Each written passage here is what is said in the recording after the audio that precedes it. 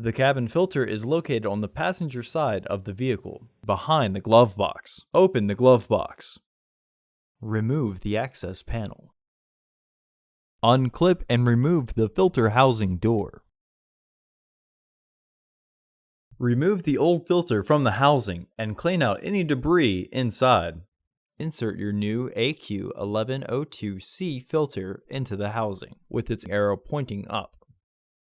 Reinstall the filter housing door. Reinstall the access panel. Close the glove box. Order your parts today at filterheads.com. Also, please like our video and subscribe to our channel so you won't miss any new content.